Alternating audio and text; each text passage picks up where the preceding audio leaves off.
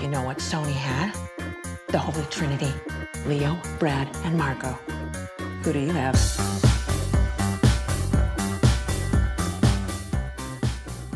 Hello, everybody. Welcome to Boy Party, the podcast that tackles cinema's most legendary team-ups. Films where two or more major stars share the screen and battle it out for screen time, top billing, the fatter paycheck, and the most acclaim. My name is Lucien Waugh-Daly, and this week, as always, I'm joined by my ex-husband, who also is the main character in his new novel, and I'm getting very confused by everything. It's Shane Kelly. Good morning. This week, we are discussing Nocturnal Animals, starring Amy Adams and Jake Gyllenhaal, in a case of what you might describe as we hadn't an episode recorded and we had to do one really quickly syndrome. And also one of these actors we haven't covered before.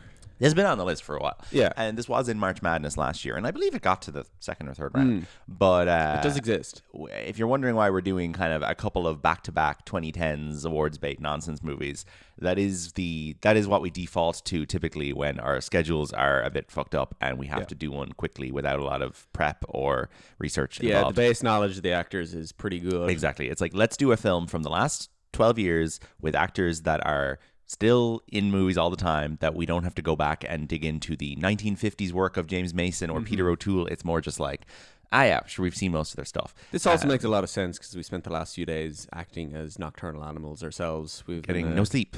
Getting no sleep. So you're catching us at the end of a marathon weekend, working at the IFTA Awards. Of course, this is, as you may be aware, my full-time thing, and every year I'm sure reference on the show the big job at hand of putting together the Irish Film and Television Academy Awards, which were on Friday night just gone. Shane was there and was a let's call you a talent liaison. Of course. Shane was involved in escorting winners up and down the stairs, Giving them little treats every now and again. And then handing them gift bags as they left the show, and navigating that whole process. Anyone fun and famous that we interacted with on the night worth mentioning? Steve Coogan left his phone with me for a while and then got scared. Trying to think, did I interact with anyone that we've covered on the show? Like, peripherally, some Irish actors. Was there anyone there that we've covered on the show? Cillian Murphy. I don't think there's anyone else. We're gonna maybe do Jesse Buckley on the show soon. Jonathan Rhys-Meyers is there. We haven't done Ciarán Hinds on the show. We haven't done who was the other person? Steve Coogan. We haven't done on the show. We absolutely can do Steve Coogan on the show at some point. There's a couple of Steve Coogan boy parties. Yeah. Many of them involving Rob Brydon. I'm not sure if that's worth doing, but we can do one. There's others as well. Philomena is actually a pretty good solid boy party. And you'll be pleased to know I pitched the podcast to every single guest. Yeah, exactly. You did. I did. So Steve Coogan left his phone while he was getting his picture taken down beside me, and then he ran back. I had his drink in my hand, handed him back his drink, forgot to tell him his phone was there. He went back down to his seat, and then about 30 seconds later, his photographer goes, "Wait, whose phone is this?" And it literally on his lock screen was a picture of a dog, and there was a little widget on his lock screen that said Steve's iPhone. Yeah. And I was like, well, that answers that. And it was in a bright orange case. He actually holds it up on TV at the show to read out a speech from Anna Hardwick. So that was a key prop for the night. It was a key prop for the night. So then I had Steve Coogan's phone in my hand, and I felt really uncomfortable holding Steve Coogan's phone. I was like, I should not have this. The screen wouldn't go off. You didn't unlock the camera and take a selfie. I could have done that. Yeah. Hello. The screen wouldn't go off. Like this, I kept pressing the lock button, and the screen just stayed on. And I was like, I don't want to see confidential information on Steve Coogan's phone. Steve Coogan, might I note, a very famous advocate for phone hackers being jailed and disbarred from the media world. Okay, is not a man I want to be sneakily looking at the phone. What was the anti-Piers Morgan? Very involved in all of that. I don't want to be on his phone. No. He does not want people on his phone. That is well documented. Yeah. But I did get his phone back to him eventually. There's also like a big boy party contingent. But did you see, friend of the show, Peter McGann, put up an Instagram post today where he directly referenced Steve Coogan's phone being missing as well. Did he? So apparently he was also involved in the process of getting, because I passed the phone off to a third party, and I believe Peter was then also involved in getting the phone back to Steve. As you said, Peter McGann was at the show. He was one of the writers, and friend of the show, Kevin McGahern, did a fantastic job hosting for the second year. Kevin was injured a couple of weeks ago. He had a foot issue, so he was in his foot was in like a cast in a boot for the last few weeks. He took it off for the duration of the show, and he put used a cane. He used a cane to walk on stage, very Willy Wonka. and Good effect. to good effect. It's kind of a good prop. And he was then able to kind of stand upright. He tossed the cane aside, but the man was in a lot of pain beforehand, I believe. So I felt bad for him. But the cane looked pretty sick. It was a cool look. I think he was very, very metal, very He Ozzy had kind of Osbourne. an evil guy goatee. Yes, going the on. evil guy goatee and the cane was a good combo. Yeah. Any other friends of the show there? Not Christina. really. Christina's always in Staff. terms of people working there. Yeah, a few friends of the show working there. Damon Conway, Christina. We had interactions with who else? Jesse Buckley, Cillian Murphy was there. Jonathan Rhys-Meyers. He said, "Oh, the great Alison Oliver, recently seen in Wuthering Heights, was there. Lovely to see her. Anthony Boyle, Siobhan Cullen, Aidan Quinn." Ciarán Hinds, what a delightful man. Yeah. Such a great guy. Came over to us at breakfast yesterday after you'd gone home and was just like, thank you so much for all your hard work and for such a crazy night. Love Ciarán Hinds. I don't know if there's ever been a Ciarán Hinds boy party, though. I don't think Ciarán Hinds has ever been in a position where he was like co-lead of something with another big name. He's very much the epitome of a great supporting actor in film and then kind of a lead on TV. But a huge fan of his. We'll work something out. Yeah, so there you go. That was the awards. It was great fun, and as a result of that, you are now getting Nocturnal Animals pod, which I'm sure you're very excited about. So Nocturnal Animals is the second film by Tom Ford, who is a fascinating case of fashion designer turned film director, which is like kind of unheard of and pretty fun. Like I like when someone in a field becomes a film director where they're like, as in someone, they bring their previous career with them. but as in I'm like, he's the only fashion designer turned film director I can really name. Right. How many other cases are there like that where you're like, that person was an ex turned film director? Like Mr. Gucci never made a film. exactly, but like it's so rare. It'd be like if a fucking football player became a filmmaker or something. It's rare that happens. Yeah. Like you have very odd, rare cases where like Madonna directs a film. Sure. And I think that's the closest thing is someone who has like no experience in the film industry really, although she had acted a little bit, becoming a filmmaker. It's like, oh, that's odd. But does he have any like costume design credits, styling credits? He probably on other films? does. Like, I mean, he certainly. I'm sure he was involved in a thorough amount of advertising. Like, if he's involved in Gucci, he's involved in YSL. I'm imagining he's probably at least strong consulting creative voice in a lot of TV commercials for fashion design. Yeah. Which there are people in the world who would argue that is cinema. I would not. I have quite a stubborn attitude that advertising cannot be cinema, and vice versa. And I think that... but the reverse works. Cinema can be advertising. Yeah, cinema can be advertising, especially for the United States military.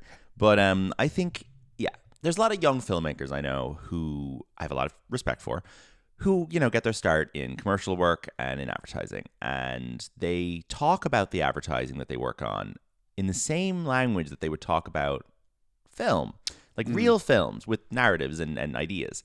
And that rubs me a little bit the wrong way. I'm okay with people doing advertising work for cash. Yeah. But I think you need to use different language when you talk about it because it's not film. The ideas in advertising are not there for the sake of creativity. They're there for the sake of profit. And I think that's... I mean, saying actual film isn't for profit. Of course, is delusional. Divorce from profit is delusional. Of course it is. But you don't still lump ideas it in there. under the same tier as music videos.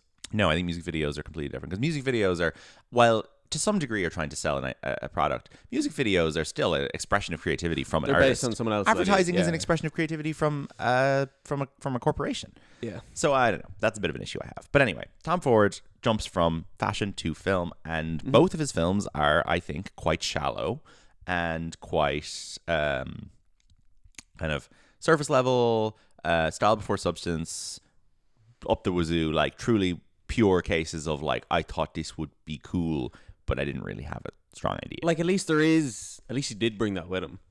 I guess. Like a lot of this is kind of like feels like I don't want to say feels like an ad, but it feels like a perfume or a cologne. Yes, but if your film is going to feel like a perfume ad, like people have made the same accusation about Wuthering Heights, I think the Fennell film, Okay. which is that it feels like a music video, that it would be a really good Charlie XCX music video, and that the Charlie XCX music video for House featuring John Cale, I think, is actually probably more interesting than the film Wuthering Heights. Does that feature... It has like cool... No, it has no footage from the film. Okay. But it's like shot in the same kind of setting, Yeah. and it has like cool birds in it, and I just think it's more interesting than the film visually. And I'm like, I kind of wish if Tom Ford is going to do like film as fashion design, I would almost rather he just go nuts with it and just literally have like Baz Luhrmann level tack and kind of just make the film so maximalist.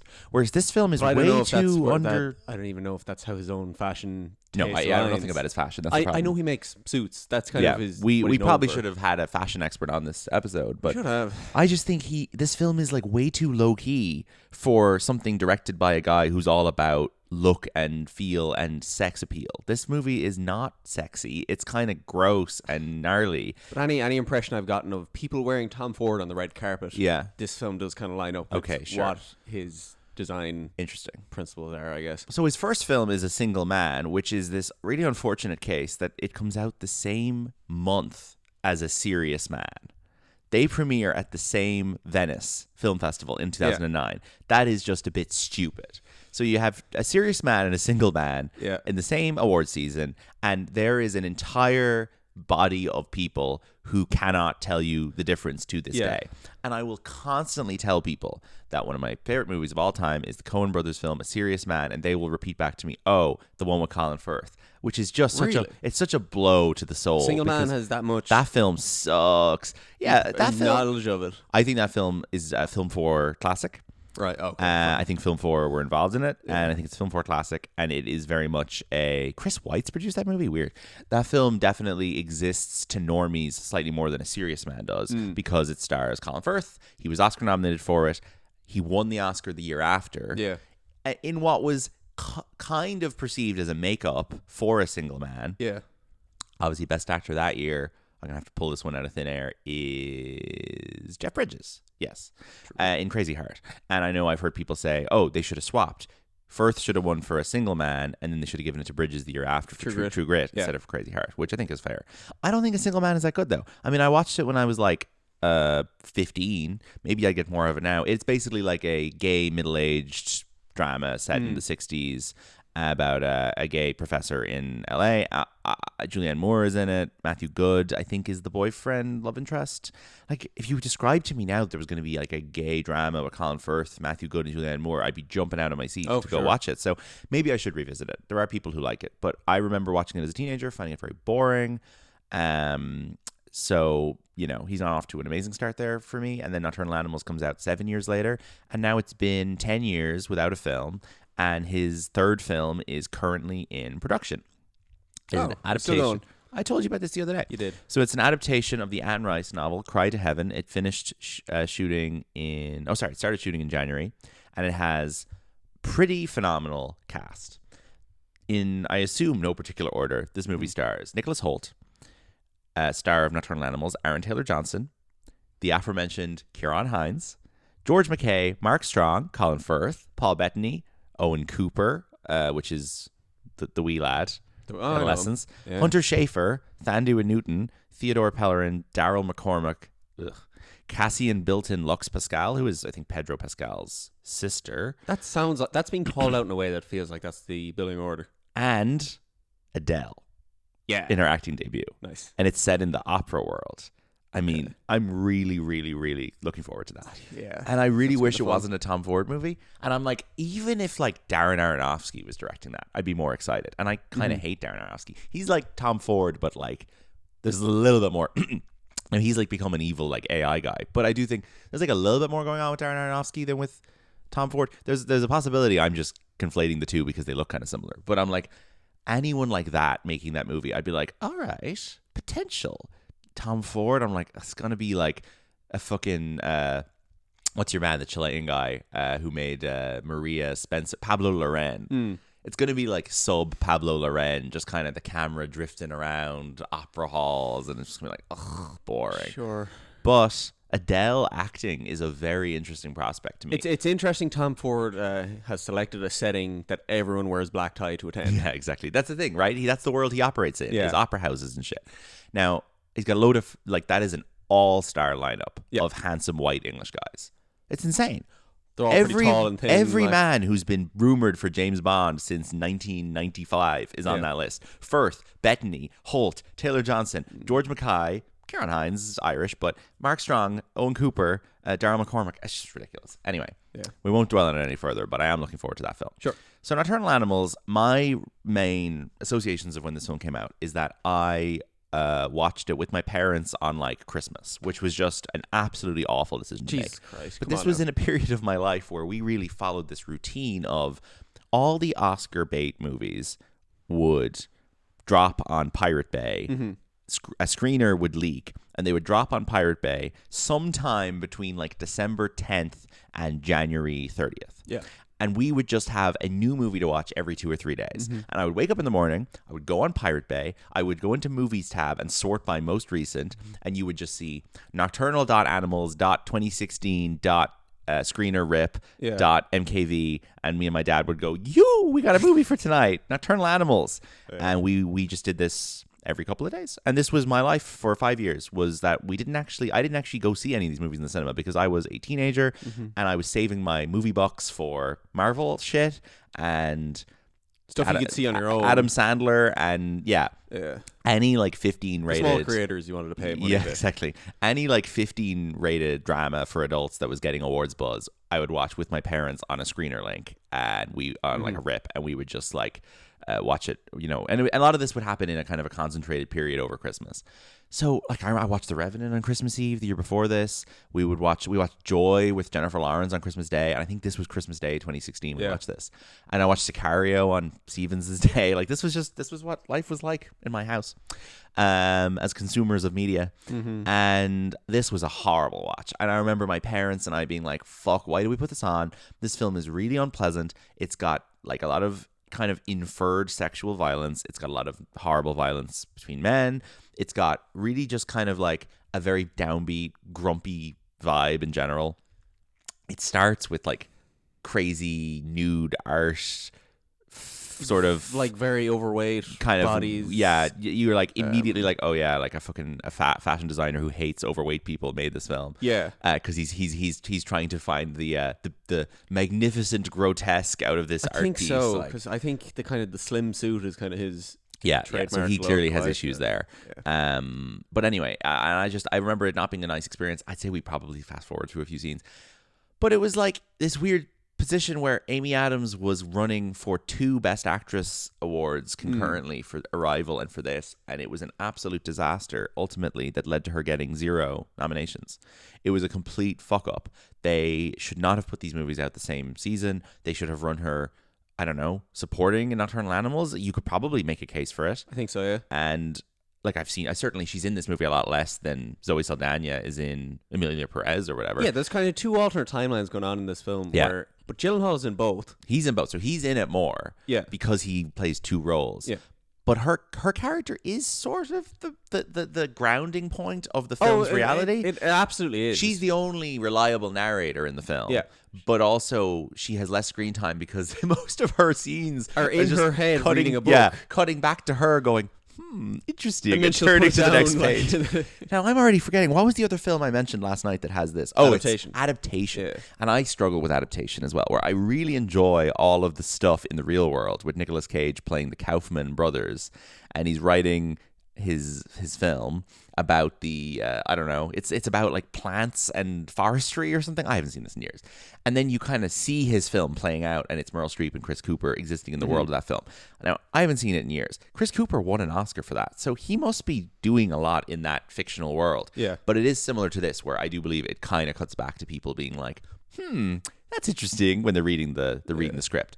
And I'm like, how am I supposed to get invested in 40, 50, 60 minutes of a fictional story within a story that I'm being told is not real, that has absolutely zero dramatic stakes, where the characters are effectively being Wizard of Oz'd into another narrative where I'm like, I'm seeing Jake Gyllenhaal, but I know that it is merely an avatar for the real guy, Jake Gyllenhaal. Like, to be honest, I think everything outside of kind of what exists in the narrative book world is pretty weak. Yeah, absolutely. And you're kind of using the book as a proxy for, this is what Jake Gyllenhaal is thinking about all the time. This is the character he has come up with, and is obviously a reflection of his problems and personality. Yeah. But there's kind of nothing that exists outside of the book. No, nothing at all. So nothing it cuts out of it, and you're like... But like the most entertaining part of the film is probably the first 15 minutes because there's just a lot of faces going on. Like Amy Adams is at an art opening. She's walking around and she runs into Michael Sheen. Armie Hammer plays her husband. There's a bunch of people that pop up and I'm like, all right, we're moving here. We have a bit of scale. There's a world here with different people. Yeah. And then the film just hones in on this incredibly tedious small narrative of like 4 characters of Jake and Michael Shannon and Aaron Taylor Johnson and Isla Fisher and the daughter, and you're like, oh, we're stuck. And it keeps cutting back to them. It's like, I don't care about the investigation into your wife's killing. There's no reality here. Yeah, there's kind of a non-linear element to it, where I think when she starts reading the book, she starts having flashbacks to when she was with Jake Gyllenhaal. Okay. I don't think it's happening in kind of real time. Right. I think she gets the full version of the novel when it's complete, and then through reading the novel, she thinks back at all the various times she spent with Gyllenhaal, which have been reflected through the book. It's a very strange film, but like not strange in like an interesting, weird, quirky way. It's incredibly just like it doesn't have its ideas figured out and doesn't have its structure figured out, and I think is ultimately like incredibly forgettable. Oh, I had an incredible moment of like, I asked you, how far through the runtime? I was thinking we're about halfway through. We were 95 minutes into the 115 minute film. Yeah, absolutely ridiculous. I had in my head this was going to be 2 hours and 40 minutes the way it was moving. Because nothing had happened. No. So Amy Adams plays Susan Morrow, who owns an upscale Los Angeles art gallery. She receives a manuscript for a novel called Nocturnal Animals, written by her estranged ex-husband, Edward Sheffield. That's Jake, who she has not communicated with in 20 years. Sorry, 20 years? They're in their 40s in this. I guess they were married in their 20s, but like... There's no aging... They're not even in there. No, there's no... But sorry, Jake Gyllenhaal, in real life, is currently 45 years old. This film was made 10 years ago. This film was made 10 or 11 years ago. So he is 35 in this film. He's playing both mid-20s and... Well, sorry, I don't think he's meant to be playing 20 years younger. I think you're wrong about that. But even if he's playing 35, how are they meant to be married 20 years ago? Or am I wrong? Sorry, is Edward Sheffield not Jake Gyllenhaal? No, it is. He's both. He's Edward and Tony. Why is so these characters are meant to be played by much older actors? This should be Julianne Moore and Colin Firth then. I think so. Fuck this. All right. I mean, this should absolutely be Julianne Moore. Like, Julianne Moore would fucking kill a role where she's like reading a book and going, interesting. Like, that's what Julianne Moore was born to do. I think this is a bad performance. It's a terrible performance. Amy Adams has a very, very, very low floor of how bad she can be, unfortunately. Yeah. I like Amy Adams. I'm always happy when she gives a good performance. She has been bad in many things. And I think that Julianne Moore cannot be as bad as Amy Adams can be. Like, I think she just has a more interesting kind of resting face and micro. Amy Adams' resting face is kind of blank. Upset by her deteriorating marriage to Armie Hammer, Susan becomes consumed by the novel, which is dedicated to her. Nocturnal Animal is Edward's nickname for her. Now, not to name names, I am friends with the ex-wife of a famous best-selling, award-winning international author, and I would love to have a conversation with her about this movie, and I'll leave that there. In the novel, Tony Hastings is a family man who runs afoul of 3 local troublemakers, Ray Marcus, Lou, and Turk, during a road trip through West Texas. This scene's exciting when the car is being chased down the road in the dark. Oh, it's by terrifying. The other cars. It's really scary. It's very like Lost Highway or whatever. Yeah. They get forced off the road, and basically Aaron Taylor Johnson is the head of this gang. Nasty fucking violent guy, and his wife and his daughter get kidnapped, and then he gets dumped on the side of the road. And he basically runs to a farmhouse and calls the police. Michael Shannon plays the detective, Bobby, who gets assigned to the case. They basically find out that the daughter and the wife have been, abused and murdered. And then Tony gets involved in the investigation to trying to prove that Aaron Taylor Johnson did this and get revenge on him. So there's like a revenge plot then. The detective played by Michael Shannon has terminal cancer, so he's basically like, let's fucking get this guy. I'm about to die. Let's torture him and kill him. Susan, back in the real world, reminisces about meeting Edward in college and their blossoming relationship, which her domineering mother objected to. Now, speaking of the ages being all off in this, Yes. Laura Linney is playing Amy Adams' mother. Laura Linney is currently 62 and Amy Adams is 51. So there you go. 11 years. There you go. That should be a much older actress. Yeah. They have her made up to look old. At least they made an effort there. So her mother objected to the marriage. They have a conversation about that. Then Susan finds... Well, now, to be fair, I think the issue there is that in the scenes that Laura Linney is in, Yeah. Amy Adams is meant to be 22. Yes. Okay. Why is Laura Linney's character called Anne Sutton and Amy Adams' husband, Armie Hammer, is called Hutton? That's stupid.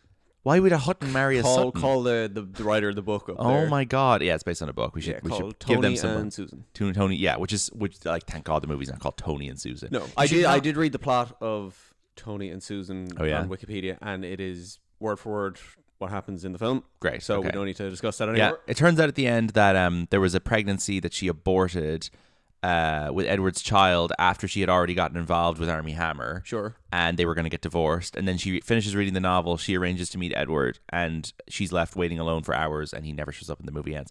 Sorry, I think there's a case to be made. This is the most fucking hollow piece of shit movie we've ever discussed on this podcast. There is no substance to this whatsoever. Like, there's nothing in it. It's a film about a woman reading a book. It's literally just a movie about a woman reading a book. No, it's a woman reading a book from her ex-husband, and the story is like, my wife and daughter got killed. It's just insane. And like, what is this? Is this because she aborted the baby? I was just thinking that. So she aborted his baby, so he writes a crazy book about what if his wife and daughter got killed. murdered on the side of the road. That's literally all this is. Yeah. This is such a piece of shit. Sorry, it is. God, it's so bad. But it kind of gets away with how bad it is because it looks kind of good. And the music's really good. So is that a credit to Tom Ford for bringing his... Credit to... cinematographer Seamus McGarvey, who won an IFTA on Friday night and wasn't there for Die My Love, and the composer Abel Kurzinowski, who I'm not familiar with, but the score fucking slaps. It's very Vertigo. No, there are feelings of fear projected in this pretty well. It's expressionist. It's like you will be frightened by the car on the road, you will be aroused, you will be this, but like there's nothing. So it's an ad. It's a great ad for Tom Ford. It is a 2-hour ad for Tom Ford. Because someone sitting at a table in a restaurant reading a book is shit that does be happening in fashion ads all the time. Right, yeah. Like, we live in cities. We live in cities you'll never see on the screen. No. A couple other people who are in this movie, Andrea Riseborough, who I do not enjoy as an actress at all, is in this movie. She plays Carlos's wife, Michael Sheen's wife, in the first scene. Oh, sure. Zawe Ashton, who I mixed her up with Hannah John Kamen, different actress. She plays the receptionist. Jenna Malone is in it as Amy Adams' colleague for one scene. Jenna Malone, an actress who I discovered Shane had never heard of, which I think is totally fair. Isla Fisher. Isla Fisher. I say Isla. Yeah. Isla or Isla. I love to see her. Isla Fisher, who we saw in person at the London Film Festival. Yeah. Jake Kelly's wife. That is a funny case of casting because she plays Jake Gyllenhaal's wife in the fictional story. So Amy Adams has imagined Isla Fisher herself as Isla Fisher, which is like kind of how Isla Fisher exists in pop culture in general. Yeah. Like I do think Confessions of a Shopaholic feels like a movie that was written for Amy Adams. And I mean, in the last couple of years, Isla Fisher might have overtaken. I don't think Isla Fisher has overtaken Amy as Adams. A desirable person to have in your movie. She's playing fucking Patrick Wilson's wife in Jay Kelly. She has not overtaken Amy Adams. Fine. No, Isla Fisher is 100% somebody who is going to get a Stray Best Supporting Actress nomination in Does her she have it already? No, not even close. Okay. But in a world where Rose Byrne, her fellow Australian overlooked actress, has just gotten an Oscar nomination. Anything is possible. Maybe her husband was dragging her down there for a couple of years, and now he's out of the picture. So. What a fucking gobshite! Yeah. The other person who's in this movie, who I didn't recognize, one of the two goons with Aaron Taylor Johnson, is Robert Aramayo, the guy from I Swear.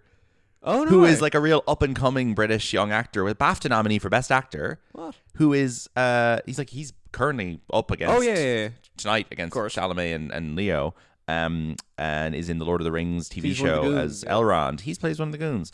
But we do have to talk about the two supporting actors in this movie very quickly because very weird case. Aaron Taylor Johnson nominated for Golden Globe for this film, the only actor from this film to get a Golden Globe nomination, and he wins the Golden Globe for Best Supporting Actor, which is absolutely fucking insane. It is insane on a number of reasons. It is insane on a qualitative level, which is that he's not very good in the film. He's not doing anything interesting in the film, and he's not a very good actor in general. He's also not the kind of actor that wins awards. But on an entirely different level, it is unheard of for an actor to win Best Supporting Actor at the Golden Globes and then to not even be nominated at the Oscars. Like, that's insane. Like, you would need, for that to happen, you would need there to be a scandal to emerge between the Golden Globes and the Oscars, which did actually happen the year after, where James Franco won the Golden Globe and then didn't get an Oscar nomination because in the 5-week gap there, he got accused of heinous things. Okay. But, like, I don't know how this happened. Like, what happened that Aaron Taylor Johnson became the fucking Golden Globe guy? Now, he did get a BAFTA nomination for this as well. Are there just some unusual voting intricacies that allowed him to... I don't know. So he beats Mahershala in Moonlight. He beats Bridges in Hell or High Water, which is a very similar film to this that I don't care for. Oh my God. Okay. He beats Dev Patel in Lion, who I think it would have been a decent winner that year. I really liked that performance. The 5th nominee for the Golden Globe, Simon Helberg in Florence Foster Jenkins. Fair fucks to him. Yeah. I really like Simon Helberg. I think that's deserved. But like the other 3 awards were like Emma Stone, Viola Davis, and you know, Casey Affleck, and then him. Like, that's absolutely ridiculous. Michael Shannon then nominated at the Oscars, which is so weird. Michael Shannon's got like a couple of Oscar nominations that you would forget he has. One for Revolutionary Road as well. Might just be those 2. But he gets nominated for this. He is definitely the most interesting of the performances. in Oh, this. absolutely. Oh, sure. Now, it's not anything amazing. And it's a very like standard Michael Shannon, like chewing on his tongue cop performance. The sporadic, oh my God, I'm going to get sick. Is a good. That's good. And he does a couple of good, like, fuck offs, go fuck yourself kind of lines. Like the fake story in this film is kind of, this might be a fairly shallow comparison, but I was like, this is kind of like No Country for Old Men. Yes. No, you're right. He's doing like, it's grumpy detective, it's weird psychopath killers. Yes. Kind of hunting them down. It wants to be No Country for Old It does. Men. It's certainly set in that environment. But ultimately, it is half of the runtime is a pretend No Country for Old Men yes film. The Oscar nominations for supporting actor are quite different that year. So Helberg obviously does not get nominated, and Aaron Taylor Johnson does not get nominated. So Michael Shannon takes the Aaron Taylor Johnson slot, and then the Helberg slot is taken 100% deservedly. You will agree with this, with Lucas Hedges in Manchester by the Sea. Oh, so there you go. Thank God. Thank fucking God. Can you believe the Golden Globes didn't even nominate Lucas Hedges, but they gave Aaron Taylor Johnson the win? Like, I don't want to talk about him very much, but I hate Aaron Taylor Johnson. I really don't like him. I think he's a very unpleasant presence in movies. I really didn't care for him in Tenet, which seemed to be the moment that everyone else decided they thought he was great.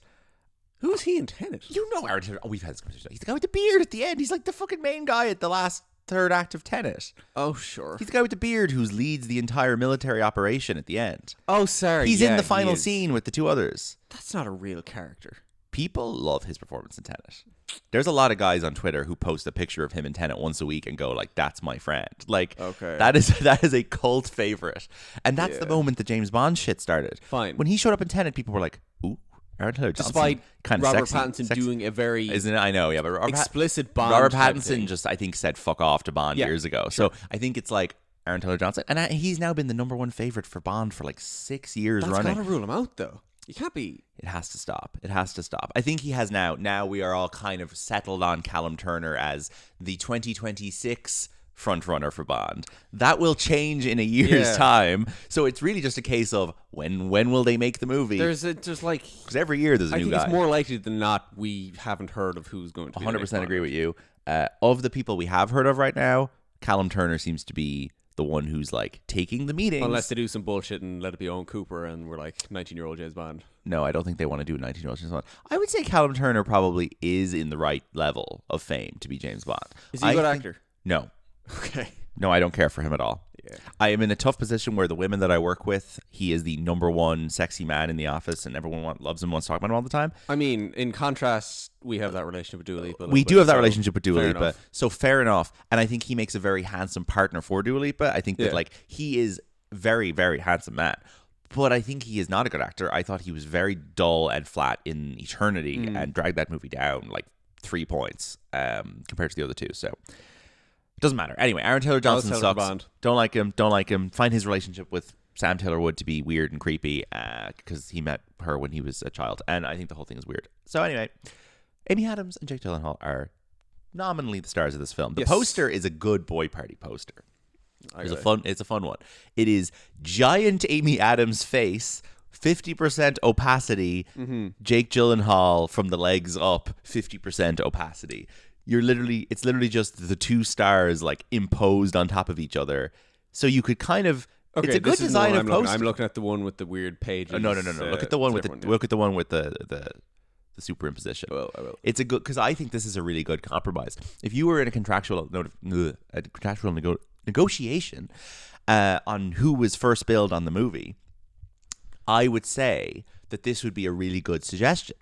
What if the poster has one face really big, but one person's full body? No, this makes narrative sense as well because he is in her head. Yeah, it makes narrative sense. But like, you could look at this poster, you could go, who is the dominant presence on the poster? I think you could make a case for both of them. Now, I unfortunately don't like this. I get it's the concept. boring. I think it looks kind of terrible. It's boring. The one with the ripped page is a more interesting poster. Yeah. The problem is that there is an identical poster for another Amy Adams classic from 2016, Batman v Superman: Dawn of Justice, has a very similar poster of it's like Batman, but there's bits ripped off, so it looks like Superman is coming from the poster underneath. Yeah. And they came out the same year, and the posters are very, very similar. And I love that BVS poster. I got it free with Empire magazine and had it on my wall. The tagline of this is, when you love someone, you can't just throw it away. Don't worry, buddy. The boy party version has already been designed, and it says when you do a podcast with someone, you can't. When you podcast with somebody, you can't just throw it away. So Amy Adams's lack of an Oscar nomination for Arrival as a result of the fucking campaign for this canceling her out is a funny little glitch there because she is I think almost a record holder for most Oscar nominations without a win. 6? I think 6. Peter O'Toole is the all-time record holder. He's up at like 8 or 9. Yeah. And then you've got Glenn Close and Amy Adams running in joint second position, I believe, which is very funny because they were, of course, both stars of the evil nightmare Hillbilly Elegy, the biopic of J.D. Vance's mom, based on his book. She's got 6 Oscar nominations. Her first Oscar nomination, 2006, a film I've never seen called Junebug, which is a real indie breakout hit. And then 2009, she's nominated for Doubt. I Have Such Doubts. 2011 for The Fighter. 2013 for The Master.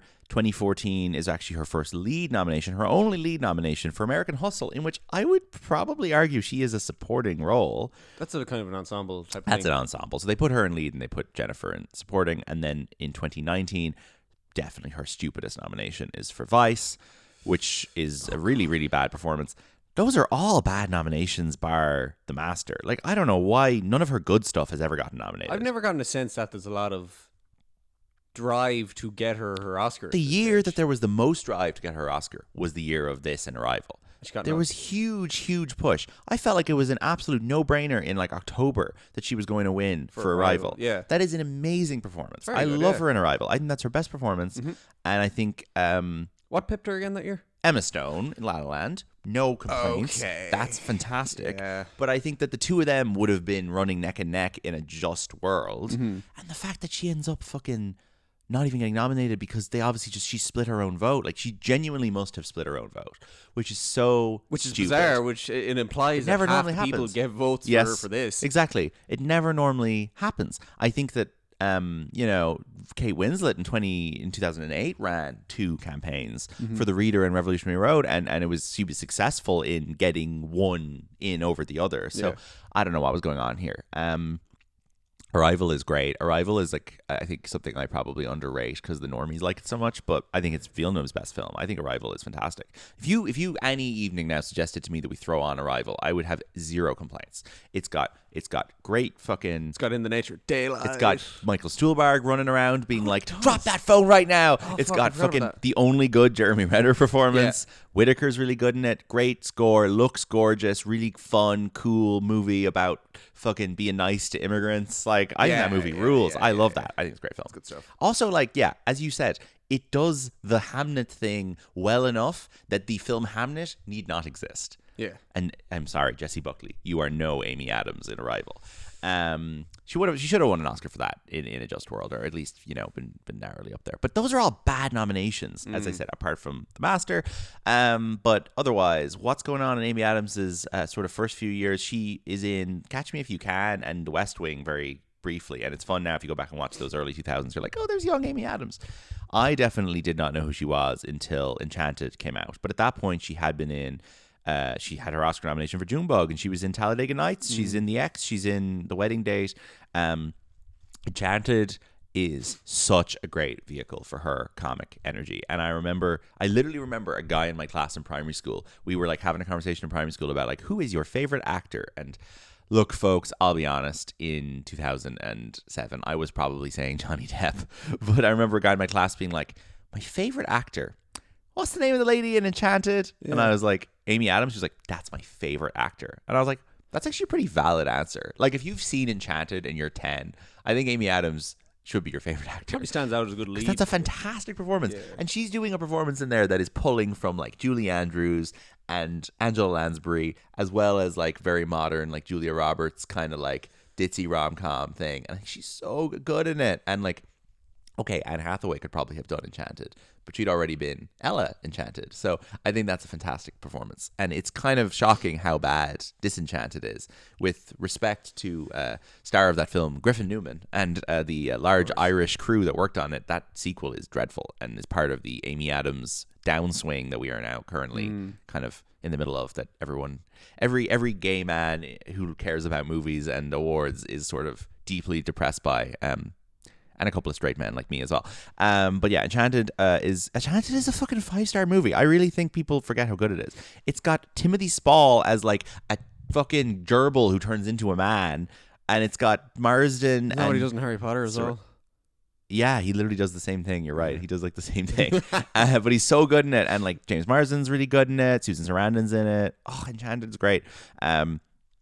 Then there's a movie with her and Emily Blunt called Sunshine Cleaning. Miss Pettigrew Lives for a Day with Ciarán Hinds, Frances McDormand, Doubt. She plays Amelia Earhart in Night at the Museum 2, which is a bit of a waste of her. Julie and Julia is a great boy party with her and Streep, but also I think does maybe her a slightly unfortunate thing of making her seem like a Meryl Streep. She's being set up to be the Meryl Streep heir, because at this point you've got her in Doubt, you've got her in Julie and Julia, and it's a little bit of like, we are giving you this very clear line of succession between Meryl Streep and Amy Adams. Like, does she kind of run in parallel to Anne Hathaway a little bit in her Definitely career? Because this is also a Streep and Tucci. Yes, 100%. She runs in parallel to Anne Hathaway, but then at some point gets a little bit kind of undermined by Emily Blunt, who is kind of coming up behind her by about 2 or 3 years. But I feel like by the time you get to like 2013, 2014, Emily Blunt is actually getting more lead roles in major films than she is. Well, Anne Hathaway wins the Oscar, and Amy Adams is kind of like in between, crashing around for one. In 2010, Amy Adams does another film I'm very fond of, which is Leap Year. Oh, God, and this is the first of her 2 Irish things. She does this Enchanted later. I think Leap Year... Oh, yeah, we just talked about Matthew Good. I think Leap Year is delightful. Big fan of it. Features a very weird... oh, no, sorry. That's Just Go With It. That has the Snow Patrol police mashup. But no, Leap Year is really fun. And like a good like American, Irish hokey nonsense movie that I think doesn't go too far with it. The Muppets 2011, Jason Segel. I had you watch that a couple years ago. She's great in that. She gets a great song with Miss Piggy. She's great. Or what's the song? She got like Party for One when she has to go for dinner on her own. She's great. Oh, she goes for dinner on her own in this too. She does, yeah. Trouble with the Curve. She gets cast as Clint Eastwood's daughter. That's a baseball movie, I'm going to say. Yes, I've seen clips of that. Yeah.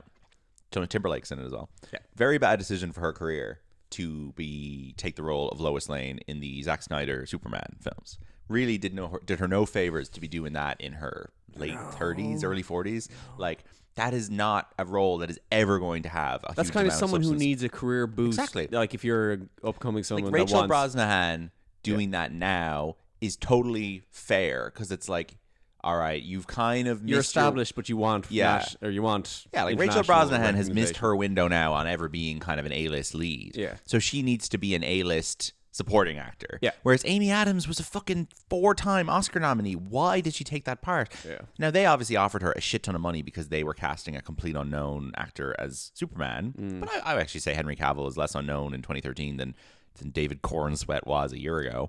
But that's just a silly part for her to take. So she ends up wasting a lot of her 2010s making Man of Steel, Batman vs Superman, Justice League, having to come back in and do the Snyder Cut, and like, I am someone who likes those films more than most people, and I will not pretend that Amy Adams is doing anything remotely interesting in them.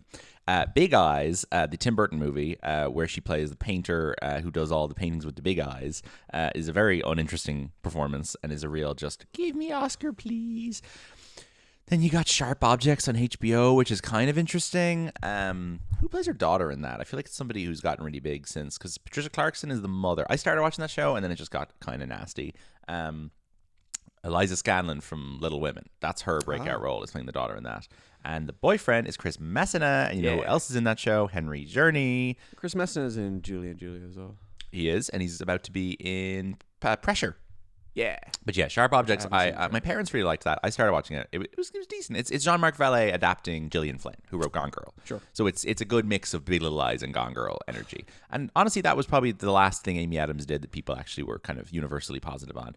So straight after Vice, it's Hillbilly Elegy, which is just like, what a nightmare. Ron Howard's movie. Thankfully comes out in the middle of COVID, so people didn't have to go to the cinemas Gone to see Girl it. does feel like something Amy Adams could have been in.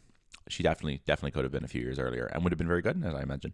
The Woman in the Window is like this very, very fake movie by Joe Wright, where she is like, it's kind of a comedy poster where you're like, it's called The Woman in the Window and her face is pressed up against a window on the poster, and you're like, that's funny. It's so stupid that Kristen Bell made a parody movie of it 2 years later called like The Gone Woman on the Train in the Window or something. They did a scary movie type piss take of all of those films with Kristen Bell, and like, it's like, that's so embarrassing that Amy Adams was like the fucking final one in that long run that ended up being such a cliche that they made an entire parody of that subgenre. What, just kind of depressed ladies getting murdered? Yeah, like psychological thrillers about women looking through windows. Yeah. Like, and then Dear Evan Hansen comes out the same year as that, and she plays Evan Hansen's mother, and it's such a bad performance. A lot of bad PR. Awful. And then Disenchanted. So then last year, it's like, all right, Amy Adams comeback. Night Bitch.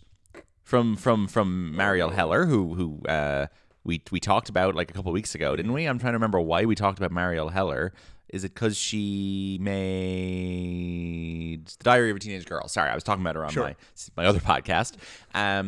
But Night Bitch didn't go anywhere. No awards for that film, even though some people liked it. And she just had a movie debut at Sundance called At the Sea, and it's getting terrible reviews. Unfortunately, Night Bitch is the title of a film you give when you're like, please give me attention. Yeah, exactly. Night Bitch. Oh, terrible. And next up for Amy Adams, she is going to play the mom in the Star Wars movie that Sean Levy is making with Ryan Gosling.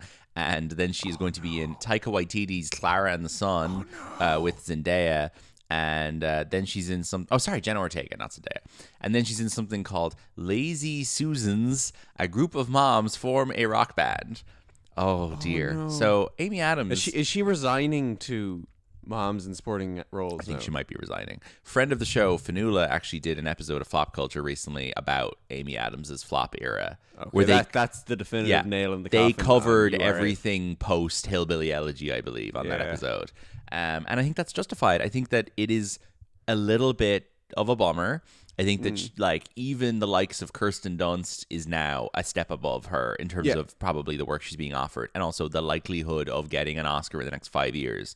Like, I think the chances of Amy Adams getting an Oscar in the next 5 years are practically zero right now. Now, do you think there is an issue here which we identified when talking about Kirsten Dunst, that there is very little room in Hollywood for films led by women in their 40s? 100%.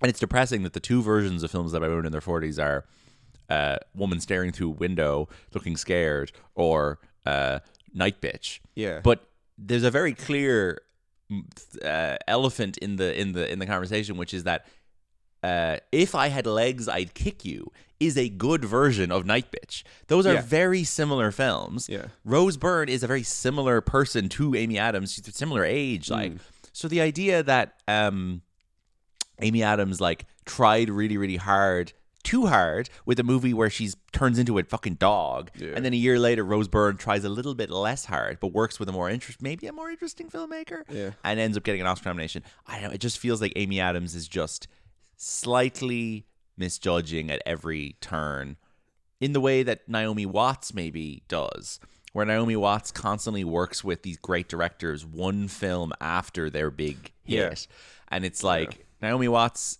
is now resigned to Ryan Murphy shows and to kind of trash TV, which I think is depressing. I think there probably is something worth tracking there of just these successful actors once they kind of hit their 40s, what happens. Absolutely. You're right. But you're right to point out that the industry is to blame as much as anything else for a lack of opportunity here. We have to accept that the male equivalent of Amy Adams does not get put in this position. No. Maybe that is Jake Gyllenhaal. I don't know. But like, it's just... But Jake Gyllenhaal is also now fucking doing trash, you know? Jake Gyllenhaal is doing TV and shit action movies. And, like, I would argue that Roadhouse and Night Bitch kind of operate in the same parallel lines. So, like, Jake Gyllenhaal is kind of being thrown to the wolves as much as she is. But maybe people are less quick to judge when. But he doesn't have 4 Oscar nominations. Doesn't Jake Gyllenhaal have 4 Oscar nominations? Maybe he does. He might have 3 Oscar nominations. Oh, well, excuse me. Apologies. I think he does. Give me a sec now. I know he's someone who gets snubbed a lot, so maybe you're right. Maybe he only has like 1. I would be of the opinion that he could very easily have 3 Oscar nominations. But that's just an interesting level of pedigree to have. Sorry, apologies. Jake Gyllenhaal 1 Oscar nomination for Brokeback. That's nuts. Yeah, that's insane. But it's just strange, to kind of have that level of pedigree and just kind of get thrown to the side. Absolutely. So we'll jump to Jake because I've nothing else to say about her. We obviously talked about him on Brokeback Mountain, so I don't think we need to talk about the first stretch of his career. It's worth pointing out the poster for Demolition, which comes out in 2015, has the ripped paper effect on it as well.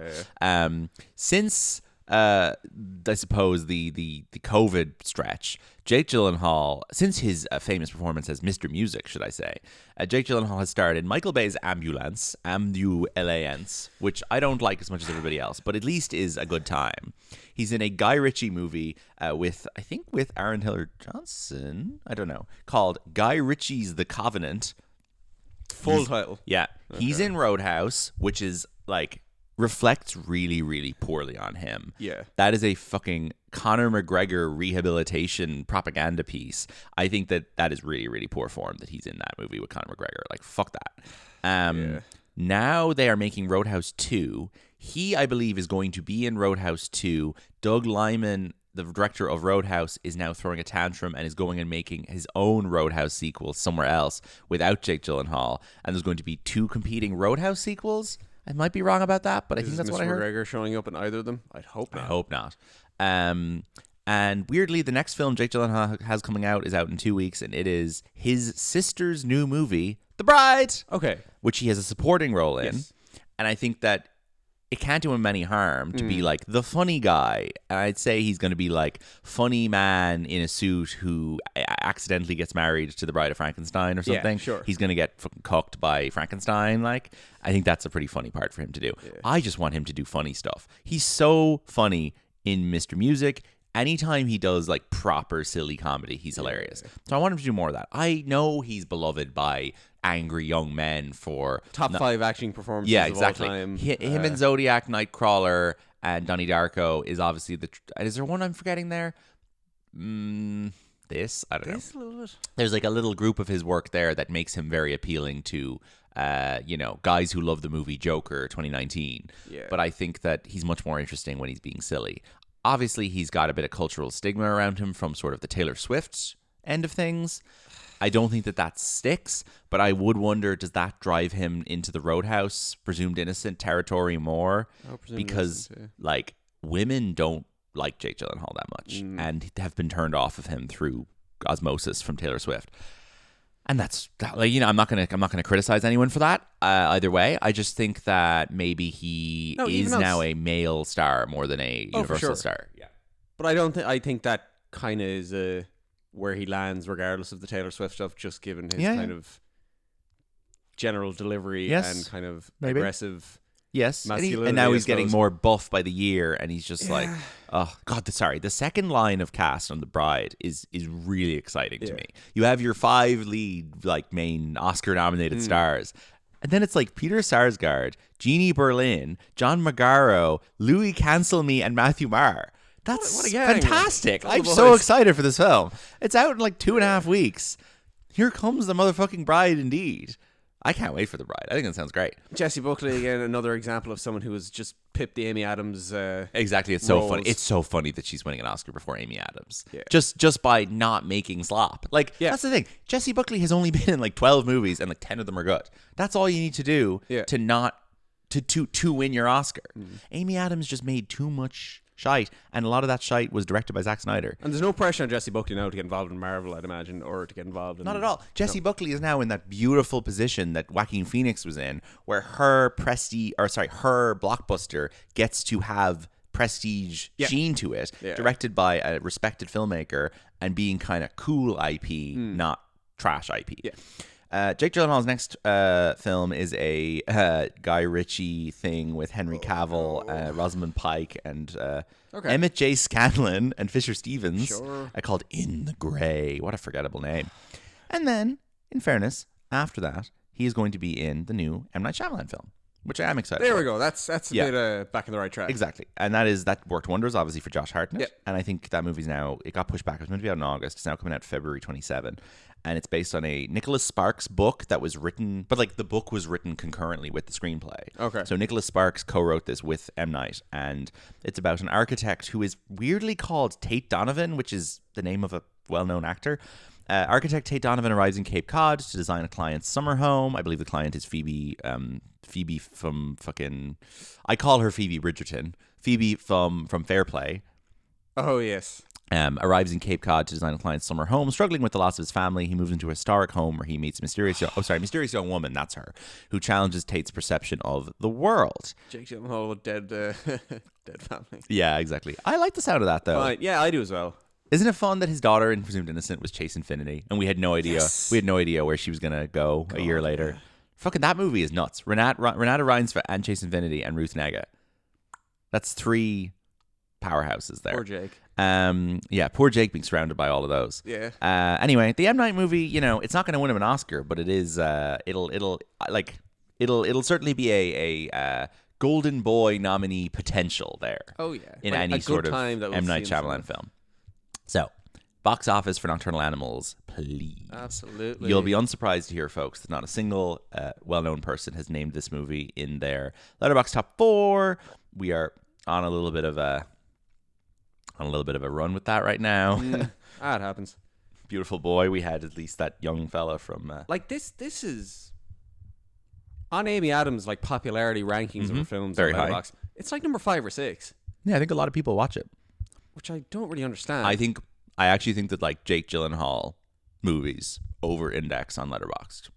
Yeah, and Amy Adams probably has her own pool. Yeah. So I would say that like Jake Gyllenhaal is like almost one of the most like disproportionate Letterboxd popular to real world popular actors. Like Willem Dafoe is probably number 1 on that list, right? Yeah. Where like if Willem Dafoe is in some fucking random thing, it's making $22 million. Like no, I'm saying No? it's making fucking $2, but it's gonna have 5 million Letterboxd logs. Yeah. like the people who have Letterboxd accounts will go out of their way to watch anything that Willem Dafoe is in. I think the same is true of Jake Gyllenhaal. sure. Yeah, Nocturnal Animals is benefiting from that. All right. Oh, we got a So when does this come out in 18th America? of November 2016. Okay, I haven't a fucking clue when this came out in Ireland. I think this might have been like a February 2017 thing. I'm gonna check. Oh, February 2017. Good times. This movie was released in Ireland on October 14th. Okay, There's some real films in the this lineup. this comes out literally 2 weeks before Arrival. No, It does in Ireland. no, not here though. No, I'm saying it came out before Arrival. I'm not. This is no bearing on what you're about to read out. Okay, I'm just informing you. this came out before Arrival in Ireland. everywhere. Yeah. Not everywhere. Oh, okay. Okay. Not here on what is Oh, right. on my Arrival screen. is here. Okay. Arrival is in its second week here. All right. Fantastic. Number 1. Okay. I need some information. 7 words in the title. There's 7 words in the title. Yeah. In 2016. Did I see this in the cinema? This is probably one of the highest grossing films this week. This made $74 million in its first weekend. Oh, we're not mega IP Oh, slash reboot. It's not Fantastic Beasts. It is. Oh, sorry, this came out in November in America. Yeah. Oh, so this came out in oh, excuse me, folks. Google is giving me the London Film Festival date for the UK release. That's why I was thrown off by this. I thought we were talking about October. No, we're in November. Okay, we're talking about November. Of course, Fantastic Beasts and Where to Find Them. A film I saw, 3 times in the cinema? What a fucking loser I was. Okay. Sorry, what? I know. Why? Trying to convince myself it was good. 3 times in the cinema? Yeah, I was trying to convince myself it was good. Did you go alone every time? No, I went with you once. I went with Larry once. And then I went at midnight. I guess you were in school. 3 times, yeah. Yeah. That's exactly what I did, in fact, yeah. Right. Anyway, number 2. Yeah. First of a series of Marvel films that... Doctor Strange. Doctor Strange, yep. I think that's pretty good. The first Doctor Strange. You saw that, right? I did. Yeah, I think good. I think this is the only film I ever snuck into the cinema to see in the IMC. In the IMC Galway. IMC Galway. Don't arrest us. Just not a single member of staff was in. I think the first audience. Doctor Strange is good fun. I think it's got like a lot of fucking jumping through portals and oh yeah, I thought it was pretty good. And Chiwetel's good in it. Rachel McAdams is in it a lot. She's not in the second one much at all. Stuhlbarg is in it. Yeah, I like it.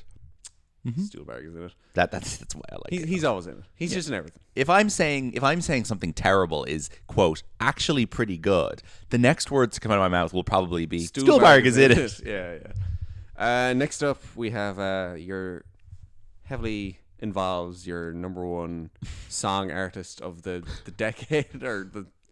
You made a list recently of your top 25 songs. Trolls.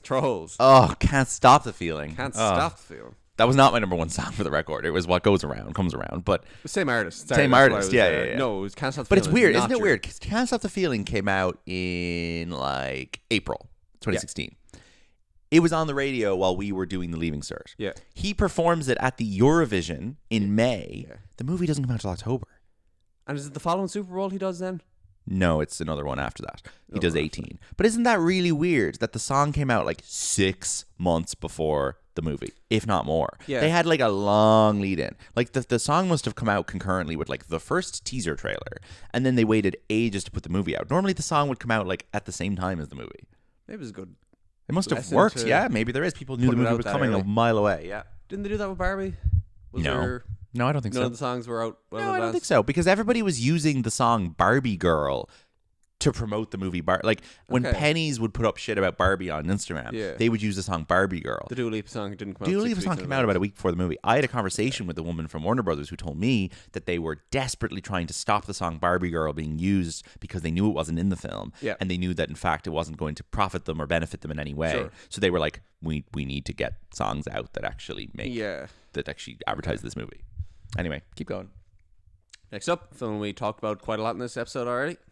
Arrival. Yeah. Great. Sorry. I unintentionally said a rival to Amy Adams. Oh, yeah? I didn't mean to say Arrival. You really didn't say Arrival? No. Oh, that's really funny. I was saying Arrival. it's a rival to Amy Adams' Oscar chances. There you go. I think it's worth noting that this is the week after Donald Trump is elected president. Yeah, we were kind of busy. This is sort of a post 9/11-esque thing where like the entire, I think especially American audience is kind of behaving a bit weird. Yeah. And I think that the box office reflects that things are a little bit odd. The irony that Fantastic Beasts has like a kind of an anti-fascism storyline in it is hilarious. Yeah, and Arrival is very much a... It's a very weird time in pop culture history. Okay, next up we have a...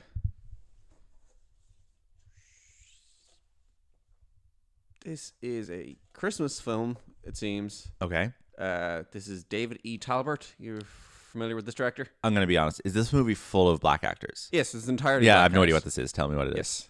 It's called Almost Christmas. Yeah, so that's a film that never came out in Ireland, I would say. Kimberly Elise and Omar Epps. Omar Epps. Danny Glover. Yep. Omar Epps, a perennial star of black targeted films that don't get released here. No. Just Star of Love and Basketball. And you know what? It's second week and still number 4 at the box office. Yeah, there's an audience for that stuff. Fair going. Happy for them. Next up, film you do not like. You mentioned it earlier again. Girl on the Train? War movie. Oh, fucking Hacksaw Ridge. Hacksaw I didn't mention Ridge. that earlier.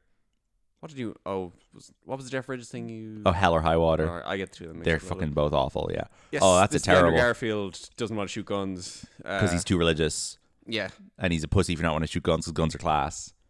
Yeah. That is like one of the most right-wing films ever nominated for an Oscar. Yeah, and it's like which do you respect more, religion or God? yeah, it is utterly extraordinary that Andrew Garfield like survived being in a film that terrible. Anyway, it says a lot about his power as a star. Okay, let's see. You've got a review for this next one. Have we any good points? Points for the Two Door Cinema Club, Bad Decisions, Needle Drop. Okay. So I remember that song. That's a great song. I remember that song being played at like a house party scene in a movie. I don't remember what the movie is. It's a movie with a house party. So it's about young people. This has got two really fun young actresses in it. Young actresses in it. Yeah, they were Dylan DeLulla in it. No, they were like young at the time. Britt Robertson. Like, they were young and now they're not young. Dakota Johnson. As in they were probably children, like What? teenagers. Teenagers. Well, one of them was a teenager, And now they're still famous. like It's Edge of famous. 17. Edge of 17. Haley's Steinfeld and Lou Richardson. Yeah, the Haleys. Oh, my two favorite Haleys. They're good Haleys. That's a really, really fun film. You should watch that. Well, It's great. It's a fucking Two Door Cinema Club. That's a really good film. That's a film where Haley that film is like a really good kind of jumping off point where Haley Steinfeld walks into her English teacher, Woody Harrelson's classroom and goes, I'm going to kill myself. And the movie just goes from there. That is the first thing I ever saw Haley Richardson in. And for that, it will always be special to me. As Brendan said in his review, am I crazy or was this not super cringe? Oh, there you go. Yeah, it is cringe. Sure. It's got a lot of like 2016 teen girl lingo and fashion choices. A lot of random. Yeah, that probably haven't aged well. I would say it's probably like almost borderline like iCarly vibes. I was about to say. Because I do think Haley Steinfeld and Haley Richardson are like prestige Miranda Cosgrove and Jennifer Curdy. Sure. Next up is... I need to look this one up. Haven't heard of it. We're running long, but this is an interesting It's time. a good top 10. It's a good top 10. Yeah, and like... yeah. I was very locked in at this point because, I was very depressed in 2016. Kieran Hines is in this film. Oh, He's fourth build. Kieran Hines is fourth build. All right. Behind Katie Seagal. Katie Siegel, yeah. So, yep. Behind Aaron Eckhart. Oh, And so then it's behind... some bullshit. Do you want me to give you the lead actor? Yeah. Tom Hanks? Miles Teller. This is called Bleed for This. Bleed for This. Do you know the shot in our Kieran Hines video where he tosses the dice onto the poker table? Yes. That's from this. I was wondering what that was from. Yeah. This is a boxing movie, and he plays Miles Teller's dad, and Miles Teller gets like crippled or something, and a lot of the film is like Kieran $1 million Hines. baby. Yeah. A lot of the film is Kieran Hines like giving him baths and looking after him and stuff. It looks honestly really touching. I might watch it. Yeah. It looks like a really nice like father-son movie with two actors They're I playing love. Italian. Yeah, they are. Oh, Kieran Hines is like crazy fucking sunglasses, big Angelo collar. Pazienza. Yeah. Big collar on him. It's pretty funny. It looks hilarious. Aaron Eckhart plays a Aaron bald Eckhart's guy. bald. Yeah. Called, Kevin Rooney. Kevin Rooney. I'm sorry. I'll believe Aaron Eckhart is many things. I will not accept that he is bald. That man will always Or have an hair. Irish guy. No, that man will always have hair. Yeah, he looks like Glenn Howard and Blackberry in this. Number 9. We saw this in cinema. We had a great time. Inferno. No, this had Girl, the last acceptable use of Nine everything Lives? in its right place. Oh, this is The Accountant. The Accountant. Yeah, it did have the last acceptable use of that song. Yeah. Most recently heard in The Bone Temple. Jesus Christ. Yeah. The Accountant was good fun. Great trailer. Great poster. Great trailer. Worst Pretty film. solid film. Second one's better. Second one's good fun. Second one's yeah. much better. And finally, to round out the top 10, it's not a film. Sorry, I was having a conversation with my coworker the other day, and she couldn't remember John Bernthal's name, and she just referred to him as the guy who always plays the dead brother and stuff. And I went, John Bernthal? And she's like, yes. Let me tell you something. Let me tell you something. Let me tell you something. It's kind of become a meme now of Yes. what John Bernthal says and everything. Come here, let me tell you something. Yeah, it's like, say hi to your mother for me. Tell your mother for me. He is kind of Mark Wahlberg. We got a Europa Corp film rounding out the top 10. And that's not Nine Lives. No. Nine Lives is a Europa Corp film. Sorry, Is Naomi Liam Neeson Watts, in this? Charlie Heaton, Oliver Platt. Wait, who's the first one? Naomi Watts? Naomi Watts. Charlie yeah. Heaton, Oliver Platt? What the fuck is that? This is Shut In. What the fuck no one I is follow that? on Letterboxd has seen this. Shut In with Naomi Watts. Oh This my is her god, looking- new movie discovered. This is her looking through kind of like those blinds that we have there, the shutter blinds. So it's another movie about a woman in the house looking out a so she's window. looking through a window. Yes! Yes. Yes! Another window movie. Hooray! Seems to be a kind of a A woman who won't leave her house. I'm gonna horror. guess. I don't know. Maybe this is like a pretend Hitchcock type Sorry, thing. this is so funny. The A Naomi Watts. Okay, we got a lot of words here. A widowed child psychologist lives in an isolated existence in rural New England Fantastic. When caught in a deadly winter storm, she must find a way to rescue a young boy before he disappears forever. So Incredible woman looking out the window plot line there. Fucking Charlie Heaton there from Yeah. Industry. Yeah. Industry man, That's funny that there's just it's always a fucking widowed child psychologist. Of course. The widow in the window. They're the only type of women that think. Yeah. I'm going to make a letterbox list if there isn't already one called Widows in Windows. Some fears can't be shut out, and films got shut in. Gillian Flynn, weirdly one of the most influential figures in Hollywood in the 2010s. There are so many movies of like women who are looking out windows that are based on her work. But you know what? She did her best to give roles to women in her in their 40s. Absolutely. So maybe we need kind of a resurgence of that kind of film. Maybe we do. I don't see Naomi Watts being in any movies about women in windows now. No. She's on fucking Ryan Murphy's Fuck Lawyer show. Like, Bring back number 11 was Moonlight this year. Of course, yes, pretty undeniably one of the most profitable films ever, probably because it cost like €20 to make. Yeah. We do have a 1-2 punch at 17 and 18 of The Girl on the Train and Nocturnal Animals. Jesus Christ. Also got Rough. Inferno, Billy Lynn's Halftime Walk, Jack Reacher. I could do a tangent on Billy Lynn's Long Halftime Walk, but why would I? Why would you? You know what? I think an hour and 10 minutes is sufficient to talk about Nocturnal Absolutely, Animals. without a guest. Without a guest. So thank you so much, folks, for tuning in. We're going to be back next week with, I think, an all-timer of an episode. We won't say it yet, but we're doing one of the greatest films we're ever going to discuss in the show with a great guest. And the week after that, the Golden Boy Awards. Hell yeah. So thank you so much. Tune in for that. You can find all episodes of the show at boypartypod.com. You can follow Boy Party Pod on Instagram. You can check out my other show, which is called City Sickos, where every month or two, me and Hannah Fried will discuss a San Francisco movie and a Dublin movie and compare and contrast. See you next week. Bye-bye. Bye-bye.